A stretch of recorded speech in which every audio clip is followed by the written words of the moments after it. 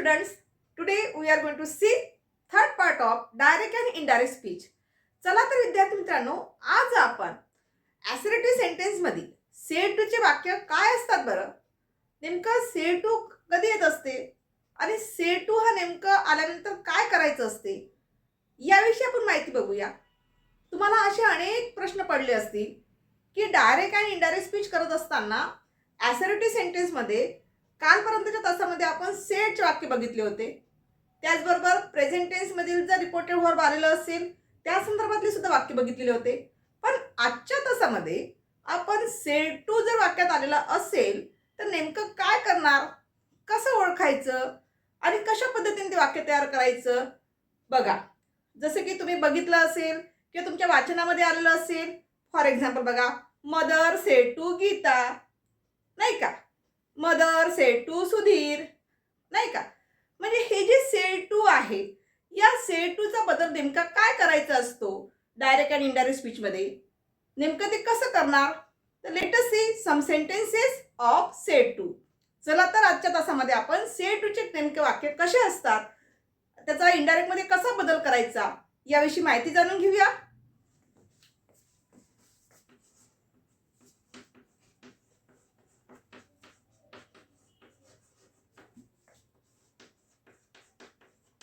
Direct and indirect speech याच्यामध्ये आपल्याला कोणते बघायचे आहे विद्यार्थी मित्रांनो? सेड टू सेंटेन्सेस बघत आहे आपण.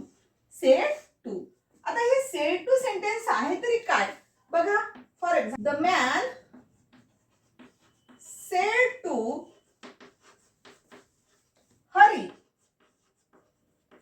कॉमा इन्व्हर्टेड कॉमा मध्ये, you are not doing your job well. बघा आता बघा वाक्य कसं दिलेलं आहे, लक्ष द्या इकडे. The man said to Hari, you are not doing your job well. कोणी कोणास म्हटले, तुम्ही ऐकलं असेल, आपण मराठीमध्ये शिकलेलो आहे. कोणी कोणास म्हटले, परीक्षेमध्ये पण लिहित असेल तुम्हाला कोणी कोणास म्हटले. मग या ठिकाणी बघा त्याचप्रमाणे वाक्य आहे. पण हे जे वाक्य आहे हे वाक्य कसं आलेलं आहे तर या ठिकाणी बघा, the man said to Hari. कुणाशी कोण बोललेलं आहे पहिले विचार करायचं, कोण कोणाशी बोलत आहे. कोणी कोणास म्हटले सरळ सरळ लक्षात घ्यायचं. मग या ठिकाणी कोण कोणाशी बोललेला आहे तर हा जो द मॅन आहे हा मॅन कोणाशी बोललेला आहे, हरीशी बोललेला आहे. कोणाशी बोललेला आहे, हरीशी बोललेला आहे. म्हणजेच काय, आपल्याला काय करायचं आहे, इनडायरेक्ट स्पीच बनवायचं आहे. कारण रिपोर्टेड व्हर्ब आणि रिपोर्टिंग स्पीच आपण मागच्या तासामध्ये शिकलो होतो, नाही का. तर या ठिकाणी आपल्याला जरी इनडायरेक्ट स्पीच करायचं असेल तरीही देखील इन्व्हर्टेड कॉमा मधील जे वाक्य आहे ते कोणत्या पॅटर्नचं आहे हे कसं ओळखायचं याविषयी सुद्धा आपण मागच्या तासामध्ये सांगितलेलं होतं, नाही का. तर सरळ सरळ लक्षात घ्यायचं, inverted subject plus to be form plus व्हर्बची जर कन्स्ट्रक्शन येत असेल तर अशा वेळेला ते वाक्य जे आहे ते वाक्य कोणतं राहील, ॲसर्टिव्ह सेंटेन्स मध्ये राहील. राईट, बरोबर आहे. तर अशा वेळेस काय करायचं, आपल्याला ॲसर्टिव्ह सेंटेन्स मध्ये रिपोर्टिंग स्पीच आलेला आहे, एवढं लक्षात ठेवायचं आहे तुम्हाला.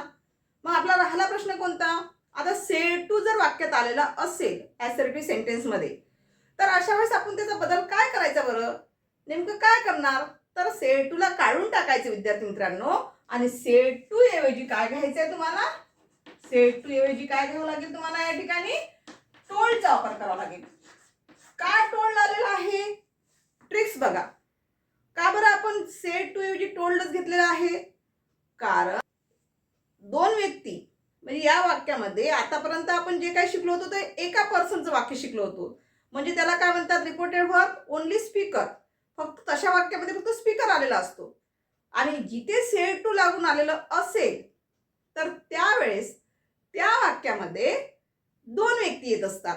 आता तुम्ही म्हणाल मॅडम कसं, तर बघा लक्ष द्या इकडे. The man said to Hari, the man हे काय झालं तुमचं, कोणी कोणास म्हटले तुम्हाला आठवलं असेल. हा काय झाला, द मॅन हा स्पीकर झालेला आहे. द मॅन हा काय झाला, स्पीकर झालेला आहे. आणि हरी कोण झालेला आहे, हरी हा काय झालेला आहे, लिस्नर झाला विद्यार्थी मित्रांनो. म्हणजे एक बोलणारा आणि एक ऐकणारा, नाही का. चला तर मग बघा the man said to Hari. हा स्पीकर झालेला आहे, हा लिसनर झालेला आहे हरी. मग इथे जो राहिलेला मधला जो शब्द आहे हा कोणता आहे? Said to. आपल्याला सेड टू कट करून काय घ्यायचं विद्यार्थी मित्रांनो? टोल्ड घ्यायचं आहे. ठीक आहे. चला आता याचे आन्सर बघा कसं होईल. तर बघा कसं होईल बघा answer. The man said to ला काढून टाकायचं. सेड टू कट करून काय घ्यायचं आपल्याला? टोल्ड. आता हे टोल्ड का घेतलेलं आहे लक्षात आलं? स्पीकर आणि लिसनर हे दोघं एकमेकांना बोलत होते, सांगत होते. टेन्स कोणता आलेला आहे? पास्ट टेन्स आलेला आहे विद्यार्थी मित्रांनो. म्हणून या ठिकाणी टेलचा पास्ट टेन्स काय झालेला आहे? टोल्ड.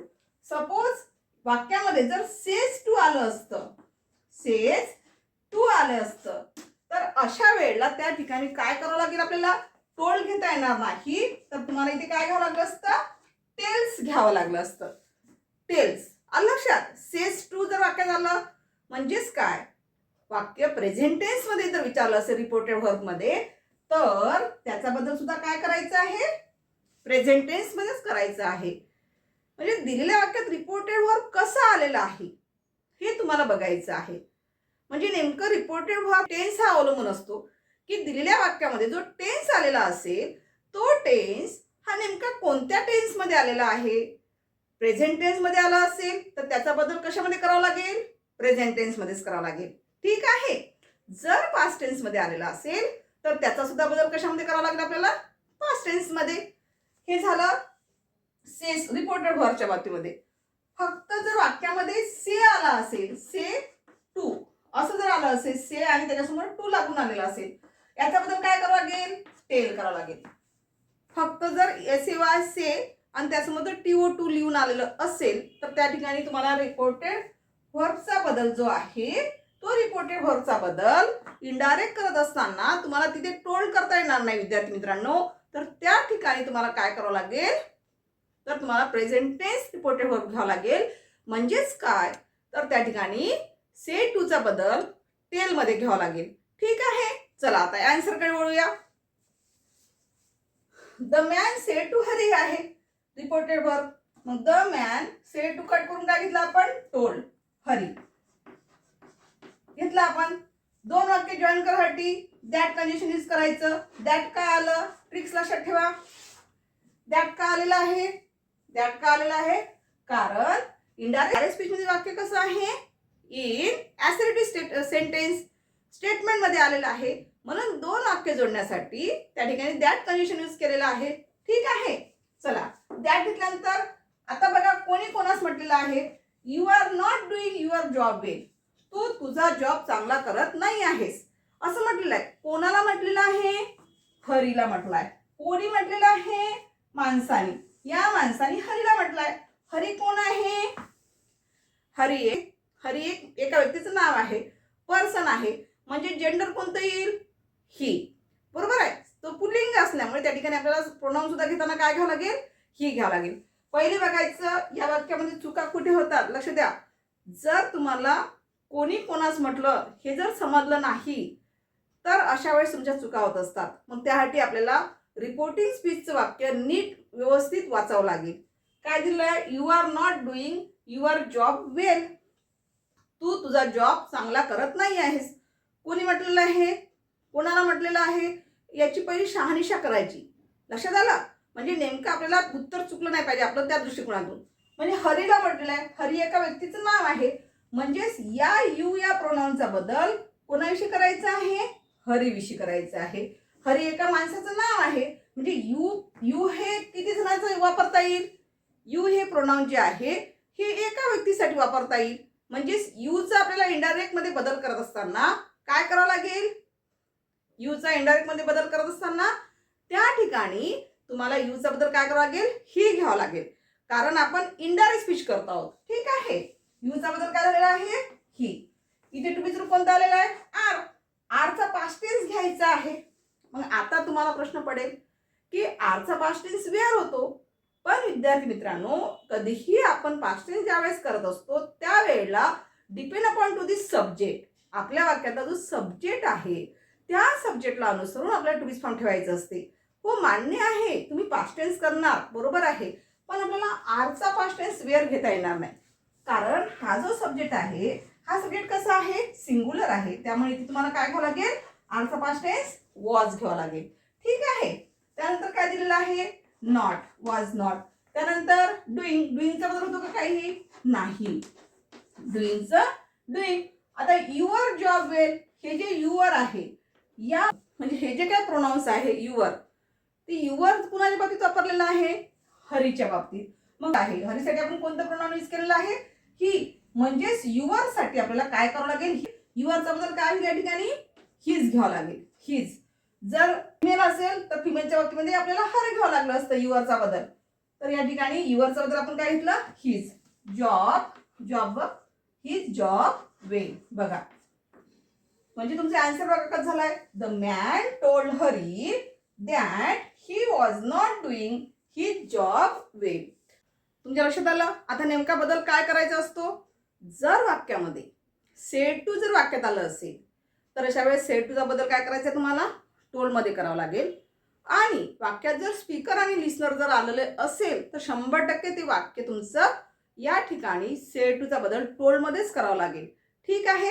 आणि त्या ठिकाणी रिपोर्टिंग स्पीच जे दिलेलं वाक्य आहे ते रिपोर्टिंग स्पीच वाक्यामध्ये जो लिस्नर आलेला असतो त्या लिस्नरला अनुसरून त्या ठिकाणी त्याचा बदल करायचा असतो विद्यार्थी मित्रांनो. ठीक आहे. चला नेक्स्ट सेंटेन्स कडे बोलूया. सेंटेन्स बघूया. The man said comma unit comma मध्ये that will do comma boy comma unit comma complete full stop. बघा आता बघा या वाक्यात तुम्हाला काय दिसते आहे. The man said comma unit comma मध्ये दॅट विल डू बॉय दिलेला आहे. आता तुम्हाला प्रश्न पडेल की मॅडम या वाक्यात सेड टू आलेला नाही आहे.